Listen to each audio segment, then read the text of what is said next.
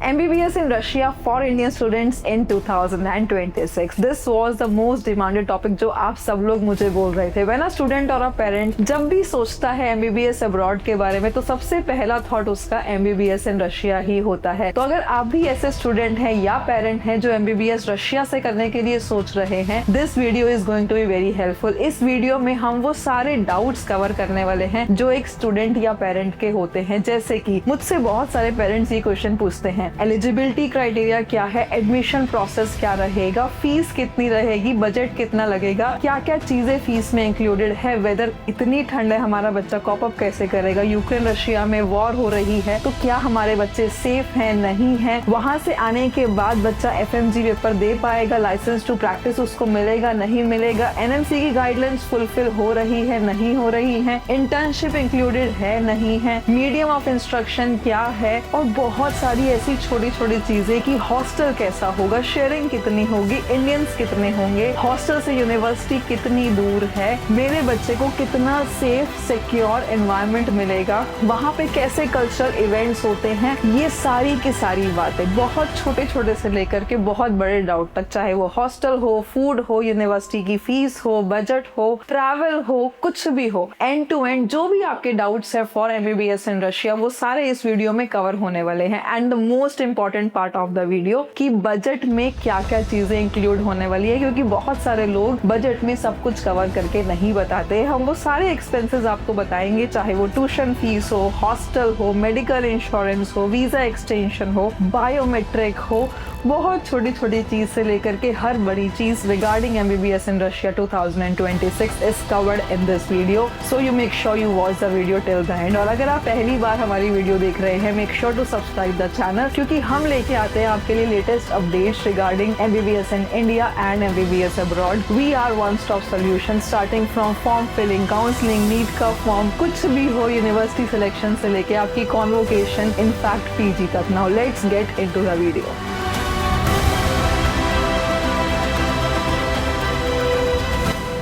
Hi guys, welcome back to my channel. मैं हूँ सृष्टि खेड़ा और आज की वीडियो में हम बात करने वाले हैं the most famous topic of MBBS abroad, जो कि है MBBS इन रशिया. हर साल हजारों बच्चे MBBS इन रशिया चूज करते हैं, तो ऑब्वियस है इस साल भी वही होने वाला है. बट रीजन क्या है, और मैं चाहती हूँ कि आपको पूरी डिटेल्ड इन्फॉर्मेशन पता हो ताकि जब आप ये डिसीजन लो तो आपको बाद में रिग्रेट ना हो कि मैंने ये डिसीजन क्यों लिया. इस वीडियो में हम MBBS इन रशिया के एंड टू एंड हर एक चीज के बारे में बात करेंगे, जिससे कि आपको हेल्प होगी कि आपका डिसीजन सही है नहीं है, आपको जाना चाहिए नहीं जाना चाहिए, आप वो डिसीजन ले पाएंगे. इस वीडियो में हम डिस्कस करने वाले हैं सबसे पहले जो सबसे इम्पोर्टेंट है, MBBS in Russia NMC guidelines को फॉलो करता है या फिर नहीं करता है, मतलब कि आपकी डिग्री वैलिड है इंडिया में या फिर नहीं है. So is MBBS in Russia valid in India और नॉट. दूसरी चीज जो हम डिस्कस करेंगे इसमें, जो कि सबका क्वेश्चन होता है कि खर्चा कितना आएगा, पैसे कितने लगेंगे, बजट कितना होगा, बजट में क्या क्या चीजें हैं, वो एक डिटेल डिस्कशन इसमें किया जाएगा. थर्ड चीज जो हम डिस्कस करेंगे इसमें कि क्या आपको चूज करना चाहिए रशिया या फिर नहीं करना चाहिए, किस तरह के स्टूडेंट को MBBS इन रशिया चूज करना चाहिए इन 2026, किसको नहीं करना चाहिए. सबके लिए हर चीज नहीं होती है, तो आपको ये देखना जरूरी है कि क्या MBBS इन रशिया आपके लिए बना है या फिर नहीं. चौथी चीज, करियर ऑप्शंस क्या है. हाँ, हमने MBBS तो पढ़ ली, बट उसके आगे के ऑप्शन क्या है. रशिया से MBBS करके आ रहे हो, बट आगे भी तो पढ़ना है, आगे भी तो आपको MD करनी है, आपको लाइसेंस चाहिए. वो सारे के सारे करियर ऑप्शंस भी हम डिस्कस करेंगे कि आपको वहीं सेटल होना है, कहीं और जाना है, क्या कैसे हम कर सकते हैं. इसके बाद हम बात करेंगे इंफ्रास्ट्रक्चर की कि कैसी कैसी यूनिवर्सिटीज है, कैसा कैसा इंफ्रास्ट्रक्चर है. बहुत बार हम क्या करते हैं, कोई यूनिवर्सिटी फेमस है हम उसमें चले जाते हैं, हमें वो चीज नहीं करनी है. मैं आपको बताऊंगी कौन कौन सी अच्छी यूनिवर्सिटीज हैं, किसका इंफ्रास्ट्रक्चर कैसा है, हॉस्टल कैसे हैं, खाना कैसा है, मेस है नहीं है, वो सारी चीजें भी हम डिस्कस करेंगे. एंड एट द एंड हम बात करेंगे इसके एडमिशन प्रोसेस की, एलिजिबिलिटी क्राइटेरिया की, और क्या कब कैसे हम आपकी हेल्प कर सकते हैं, या फिर अगर आप खुद से डायरेक्ट एडमिशन लेना चाहते हैं, आप कंसल्टेंसी फीस कैसे बचा सकते हैं, आप कैसे डायरेक्ट एडमिशन भी ले सकते हैं, complete process step by step मैं आपको बताऊंगी। सो make sure you watch the video till the and. तो आइए शुरू से शुरुआत करते हैं। सबसे पहली चीज एनएमसी की गाइडलाइंस, क्योंकि अगर ये फॉलो नहीं होंगी तो हमारी डिग्री इंडिया में वैलिड नहीं होगी। एनएमसी की गाइडलाइंस कहती क्या है? एनएमसी की गाइडलाइंस कहती हैं कि आपका जो कोर्स होना चाहिए it should be minimum 54 months, उसका duration 54 months plus 1 year internship आपको उसी यूनिवर्सिटी से उसी कंट्री से करना है, मतलब कहीं ना कहीं टोटल 5.5 साल आपको उस कंट्री को देने ही है। आई नो अगर आप इंडिया से कंपेयर करते हो तो रशिया की ड्यूरेशन या एमबीबीएस अब्रॉड की ड्यूरेशन इन जनरल ज्यादा है, बट वो होगी ही होगी क्योंकि एनएमसी रूल्स ही ऐसा कुछ कहते हैं। इंडिया से करोगे तो 5.5 साल में पूरा कर लोगे, लेकिन वहां पे 5.5 साल रशिया में दोगे और फिर इंडिया आने के बाद फिर से आपको 1 साल की इंटर्नशिप करनी पड़ेगी, तो 1 साल तो ज्यादा लगना ही है। उसके बाद जो सेकेंड रूल है एनएमसी का, वो कहता है कि कंप्लीट कोर्स इंग्लिश में होना चाहिए, यूनिवर्सिटी आपकी WHO लिस्टेड होनी चाहिए और द मोस्ट इम्पोर्टेंट थिंग, आपके पास लाइसेंस टू प्रैक्टिस होना चाहिए उस कंट्री का जिस कंट्री से आप एमबीबीएस कर रहे हैं। तो अगर आप भी एमबीबीएस इन रशिया 2026 में चूज कर रहे हैं, आपको ये सारी की सारी गाइडलाइंस का ध्यान रखना है। देखो अब बहुत बार क्या होता है, आपको पता ही नहीं होता है कि हम ये गाइडलाइंस देखें कैसे, हम क्या करें। तो उसका बहुत इजी सॉल्यूशन है, WHO की पूरी लिस्ट wdoms.org पे अवेलेबल है, आप वहां से देख सकते हैं, वहाँ सारी इंफॉर्मेशन है। बहुत बार कंसल्टेंसीज मिस गाइड भी कर सकती हैं, कुछ एक यूनिवर्सिटीज में इंग्लिश कोर्सेज नहीं है या फिर बायलिंगुअल है, तो सही कंसल्टेंसी चूज करना is the key. Being a consultant from past I would से 13 इयर्स, मेरी हमेशा ये इंटेंशन रहती है कि मैं बच्चे को सही गाइड करूं, क्योंकि I don't want to waste your time and your hard earn money. मैं समझती हूँ आपके टाइम की वैल्यू, आपके पैसों की वैल्यू और आपके फ्यूचर की वैल्यू। एक छोटा सा गलत डिसीजन आपका पूरा फ्यूचर खराब कर सकता है। रशिया में भी बहुत सारी ऐसी यूनिवर्सिटीज हैं जो एनएमसी गाइडलाइंस फॉलो नहीं करती हैं। I will tell you the name of the universities जो फॉलो करती हैं, so make sure you watch till the end. But हाँ, ध्यान रखना है आपको वही चूज करनी है जो एनएमसी की गाइडलाइंस फॉलो करती हो, ताकि आपकी डिग्री इंडिया में वापस आने के बाद जो है वो वैलिड रहे। इंडिया में वापस आने के बाद आपको नेक्स्ट का एग्जाम देना ही पड़ेगा। और हाँ, यहाँ पे एक छोटा सा कैच है, चाहे आप एमबीबीएस इंडिया से करो या फिर अब्रॉड से करो, रशिया या किसी भी कंट्री से, आपको नेक्स्ट का एग्जाम देना ही पड़ेगा। आई नो इंडिया वालों के लिए कुछ डेट्स आगे पीछे हुई हैं, थोड़ा सा डिले आया है, बट एट द एंड ये होना ही है। तो ये अपने दिमाग से निकाल दो कि इंडिया से पढ़ेंगे तो नेक्स्ट नहीं देना पड़ेगा, अब्रॉड से पढ़ेंगे तो देना पड़ेगा। अब हर हाल में आपको नेक्स्ट देना ही पड़ेगा। तो ये तो हो गई बहुत इंपॉर्टेंट बात कि आपकी डिग्री वैलिड है या नहीं है। अगर आप एमबीबीएस इन रशिया करते हैं तो वो इंडिया में वैलिड है। द कंडीशन इज कि आप सही यूनिवर्सिटी चूज करें। द सेकंड पॉइंट जो कि बहुत इंपॉर्टेंट है, कॉस्ट की खर्चा कितना आएगा। सारे पेरेंट्स को, सारे स्टूडेंट्स को यही जानना है। देखो रशिया ना बहुत बड़ा है, वैरायटी ऑफ यूनिवर्सिटीज हैं और सारी की सारी गवर्नमेंट यूनिवर्सिटीज है। कंपेयर टू इंडिया काफी सस्ता है। अगर मैं टोटल बजट की बात करती हूँ, देखो बहुत बार ना आपको लोग बोलेंगे 15 लाख में हो जाएगी, 20 लाख में हो जाएगी, बट आपको ये पूछना है कि उन पैसों में क्या क्या चीजें इंक्लूडेड हैं। अगर मैं फैक्टर्स की बात करूँ कि क्या क्या चीजें हैं जो हमें कॉस्ट फैक्टर पे कंसीडर करनी चाहिए, सबसे पहले जो सबको पता है, ट्यूशन फीस, हॉस्टल का खर्चा, खाने का खर्चा, medical insurance, visa extension, biometric, medical checkup. ये सब चीजें शायद हो सकता है आपने ना सुनी हो। आपने ट्यूशन फीस, हॉस्टल, खाना, ये तीनों मेजर चीजें सुनी होंगी, बट बाकी चीजें शायद नहीं सुनी होंगी। और इंडिया में बहुत बार हॉस्टल और मेस की फीस एक साथ होती है, लेकिन रशिया में हॉस्टल का खर्चा अलग होता है, खाने का खर्चा अलग होता है, और बहुत बार कंसल्टेंट आपको खाने का खर्चा बताता ही नहीं है। और ये तो वो चीजें हैं जो है ही हैं। इसके अलावा छोटी छोटी बहुत सारी ऐसी चीजें होती हैं जिनका खर्चा होता है। कौन सी चीज है? आपका ट्रैवल। जितनी बार भी आप आना जाना करते हैं, साल में 2 महीने छुट्टी होती है, आप चाहो तो आ सकते हो, आप चाहो तो वहीं पे रह सकते हो। आपका आने जाने का खर्चा भी ऐड होगा। उसके बाद जो एक हिडन कॉस्ट रहती है, छोटी सी हो, जैसे कि स्टेशनरी हो गई, आपकी बुक्स हो गई। बुक्स मैक्सिमम आपको यूनिवर्सिटी से मिलती है, बट कुछ ना कुछ खर्चा होता है। कुछ ना कुछ इमरजेंसी के लिए, बाहर घूमने के लिए भी आपको फंड्स चाहिए, तो आपको ये सब चीजें भी फैक्टर करनी है। अगर मैं सब कुछ फैक्टर करती हूँ, tuition fees, hostel, mess, visa extension, biometrics, medical checkup, ये चीजें जो लगनी ही लगनी है। अगर मैं ये सब कुछ ऐड करती हूँ तो आपका जो खर्चा होगा वो कहीं ना कहीं 24-25 लाख हो ही जाएगा, सब कुछ मिला करके। कोई आपको कह रहा ना 15 लाख में हो जाएगी, 20 लाख में हो जाएगी, देखो 22 लाख की भी यूनिवर्सिटी है, 22 लाख में भी होता है, बट आप कहीं ना कहीं उसको 24-25 पकड़ के चलो, क्योंकि छोटे छोटे खर्चे बहुत सारे होते हैं, लोग आपको बताते ही नहीं है। और जो लोग 15 बोलते हैं ना, वो एक्चुअली आपका खाने का खर्चा उसमें ऐड ही नहीं करते हैं। अगर मैं रशिया में खाने की खर्चे की बात करूँ ना, 70 से 80 हजार रुपए एक साल का खर्चा है। पूरे 6 साल के कोर्स में कहीं ना कहीं 5 से 6 लाख तो आपका खाने का ही खर्चा हो गया। तो इसलिए अगर वो 5 से 6 लाख हम हटा देंगे, वही 20-21 लाख वाली यूनिवर्सिटी 15 लाख में लगने लगेगी, लेकिन होगी नहीं। इसलिए जब भी आपको जो भी कोई अमाउंट बता रहा है, आपको पूछना है कि उसमें क्या क्या चीजें इंक्लूडेड है।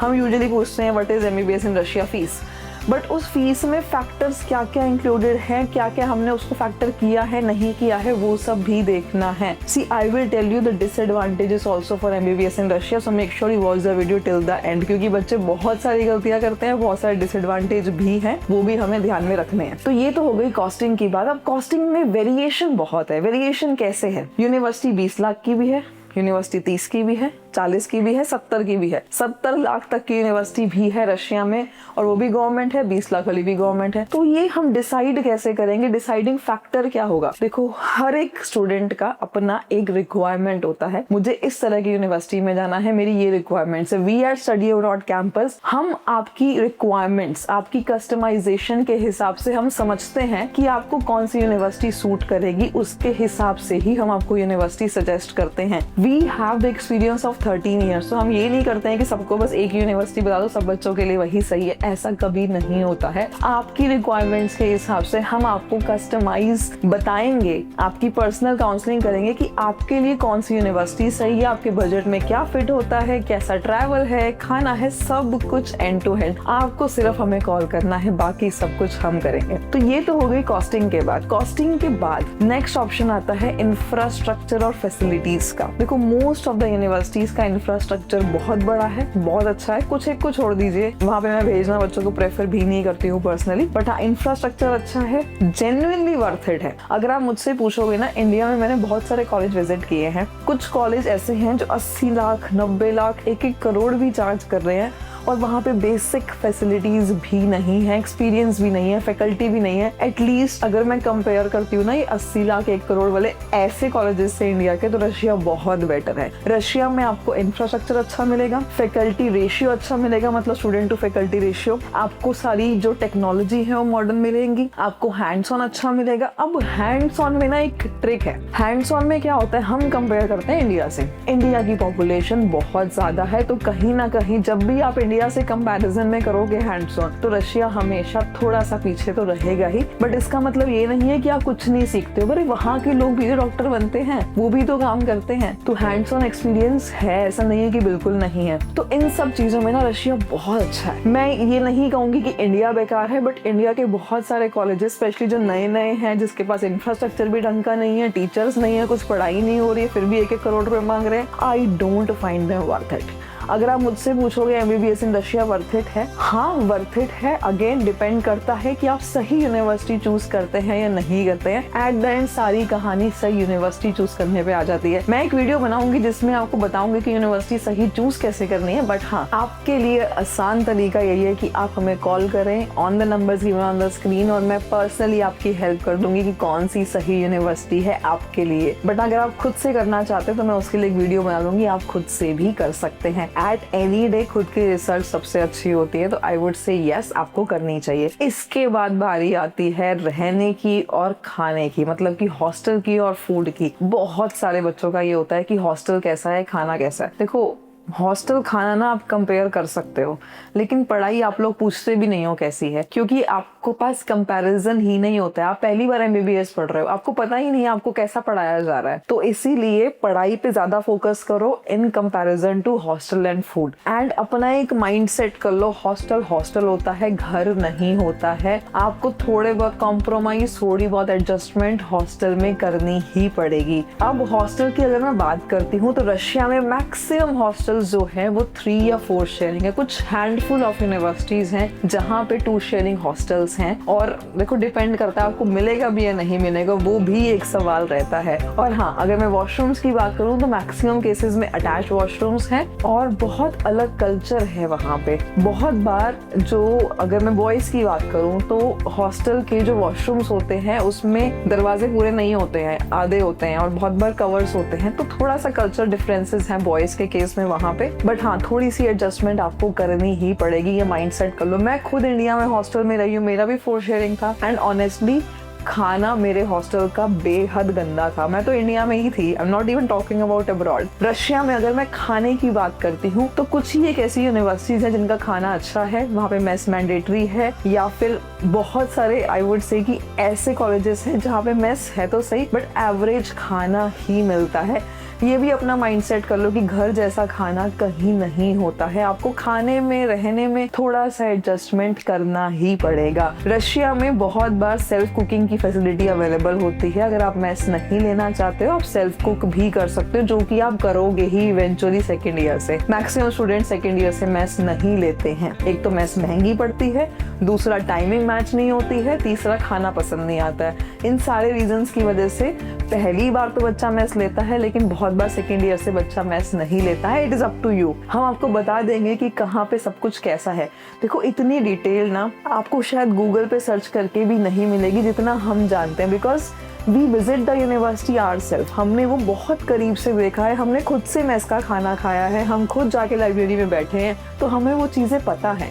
तो it is easy for you, आप हमसे पूछें, उसके बाद डिसीजन एट द एंड आपका ही है। तो ये तो हो गई वहाँ पे रहने खाने की बात। इसके बाद कुछ एक डिसएडवांटेजेस भी हैं। There are disadvantages of MBBS in Russia, वो भी जानना बेहद जरूरी है कि कौन सी डिसएडवांटेजेस हैं जो आपको नहीं पता है। सबसे पहली चीज, क्लाइमेट। रशिया इज ह्यूज और रशिया में टाइम जोन्स भी अलग अलग है। रशिया में 3 टाइम जोन चलते हैं। इसके अलावा रशिया में वेदर बहुत एक्सट्रीम भी जाता है, मॉडरेट भी जाता है, और आई वुड से कि ठीक ठाक ठंडा भी जाता है। देखो, वहां पे आपका रीजन पे डिपेंड करता है कि आप किस तरह के एनवायरनमेंट में जा रहे हैं। हर एक की बॉडी अलग होती है। Like I am a person जो बहुत ज्यादा ठंड टॉलरेट नहीं कर सकती हूँ, still I can manage in Russia up to -20। क्यों? क्योंकि वहां का जो इंफ्रास्ट्रक्चर है वो उस हिसाब से बना है, कपड़े उस हिसाब से बने हैं। -20 का माइंडसेट करके जाओ। -20 सुनने में बहुत बड़ा लगता है, लेकिन इतनी ठंड नहीं होती है। मैं खुद गई हूँ। -20 इज मैनेजेबल, लेकिन कुछ एक ऐसे एरियाज हैं, फॉर एग्जाम्पल आई वुड से फार ईस्टर्न, जहाँ पे एक्सट्रीम ठंड भी होती है। यूनिवर्सिटी एक्सट्रीमली अच्छी है,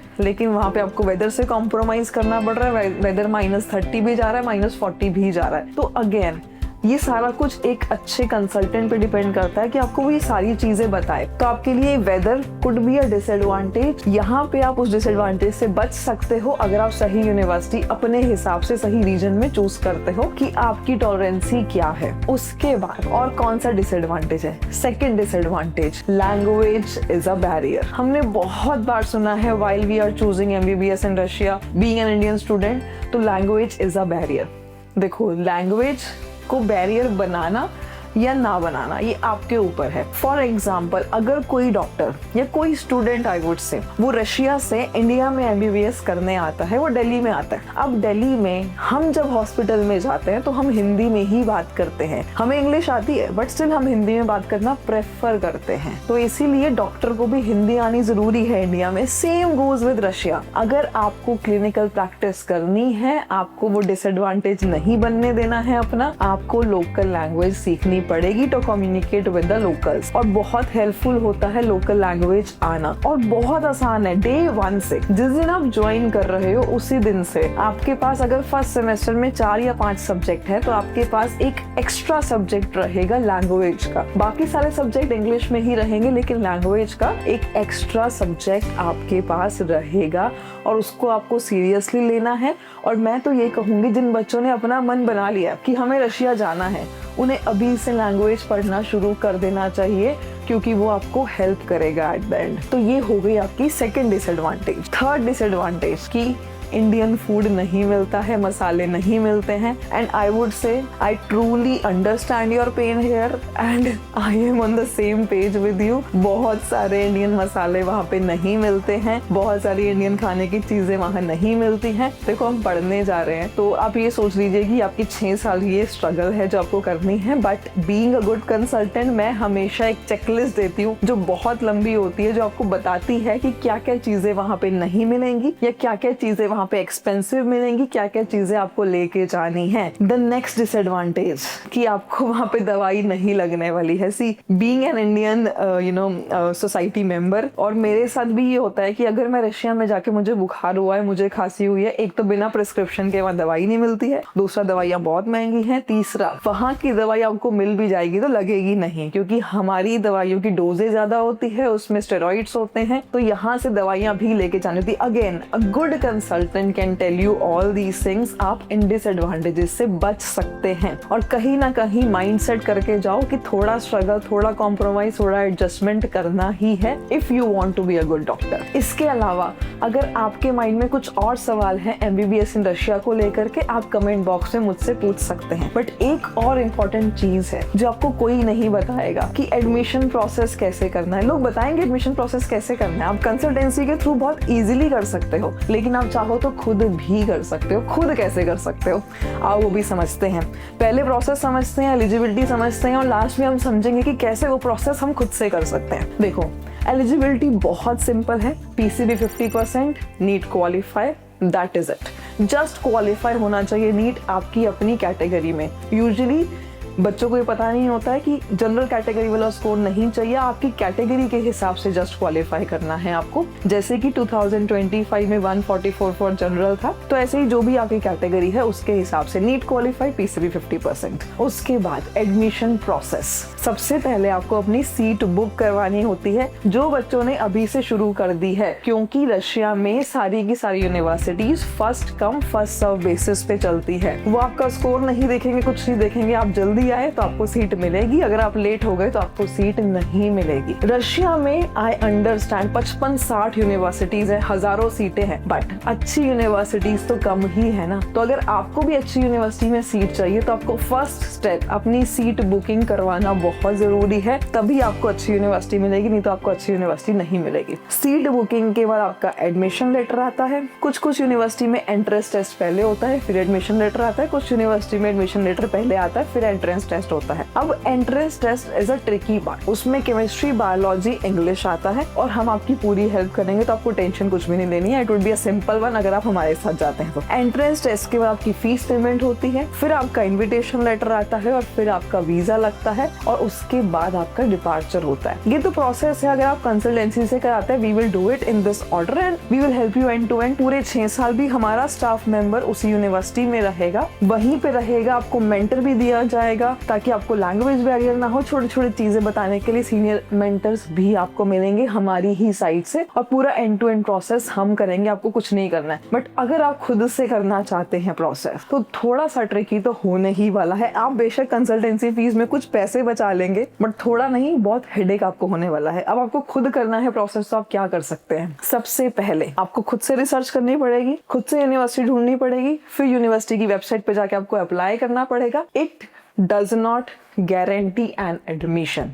We guarantee you 100% admission, but अगर आप खुद से करते हैं, यूनिवर्सिटी की मर्जी आपको एक्सेप्ट करे या ना करे। अगर एक्सेप्ट करती है, उसके बाद एंट्रेंस टेस्ट, जिसमें आपकी कोई हेल्प नहीं होगी, आपको खुद से ही करना है, क्योंकि बीइंग अ कंसल्टेंसी हम आपकी एंट्रेंस टेस्ट में भी हेल्प करते हैं, बट अगर आप खुद से करेंगे तो आपको एंट्रेंस टेस्ट खुद से क्लियर करना है, जिसमें खुद से करने में थोड़े ज्यादा चांसेस होते हैं कि ना हो क्लियर। कंसल्टेंसीज और I would say we are study abroad campus आपको एंट्रेंस टेस्ट में बहुत ज्यादा हेल्प करते हैं, हमारे सारे स्टूडेंट्स के क्लियर ही होते हैं। उसके बाद इनविटेशन लेटर। इनविटेशन लेटर से पहले का जो पार्ट है ना, वो बहुत ट्रिकी है, वो होता है डॉक्यूमेंटेशन का। डॉक्यूमेंटेशन में आपको HRD, अपोस्टाइल, नोटरी, ये सब कुछ करवाना पड़ेगा अलग अलग गवर्नमेंट अथॉरिटीज से इंडिया में, और फिर रशियन में ट्रांसलेशन करनी पड़ेगी। वो सारा कुछ ट्रांसलेटेड आपको यूनिवर्सिटी को भेजना पड़ेगा, उसके बाद अपना इन्विटेशन लेटर अप्लाई करना पड़ेगा मिनिस्ट्री में, ये सब कुछ आपको खुद से करना पड़ेगा, उसके बाद आपको इन्विटेशन लेटर मिलेगा। अगर आप किसी तरह से यहाँ तक पहुँच जाते हैं, उसके बाद आपको फीस पेमेंट करनी पड़ेगी रूबल्स में। अब जो ये रशिया का सैंक्शंस हैं, उसकी वजह से रूबल्स में पेमेंट करना एक बहुत बड़ा टास्क बन गया है। We are study abroad campus, हम एंड टू एंड हेल्प करते हैं, बट खुद से करेंगे तो वो भी एक हर्डल है। वो हर्डल क्रॉस करने के बाद फिर वीजा आपको खुद से लगवाना पड़ेगा, उसके बाद डिपार्चर खुद से आपको टिकट लेके जाना पड़ेगा। वहां पहुंचने के बाद आपके पास कोई सपोर्ट नहीं है, खुद से सिम कार्ड ढूंढना पड़ेगा, खुद से आपको वहां पे लैंग्वेज का भी एक बैरियर आएगा, कोई सपोर्ट सिस्टम नहीं है, खुद से पिकअप ड्रॉप अपना अरेंज करना पड़ेगा कि एयरपोर्ट से लेके उस यूनिवर्सिटी तक का। पूरे 6 साल वीजा एक्सटेंशन खुद से करवाना पड़ेगा, मेडिकल चेकअप खुद से करवाना पड़ेगा, बायोमेट्रिक्स खुद से करवाना पड़ेगा। See that is why you need a consultant, that is why you need us. We are doing this from past 13 years and we can help you 100% in terms of visa, in terms of admission, in terms of everything. So what are you waiting for? अगर आपको भी चाहिए MBBS in Russia में admission तो call करो and we are right there to help you. Till the next one, I would say goodbye.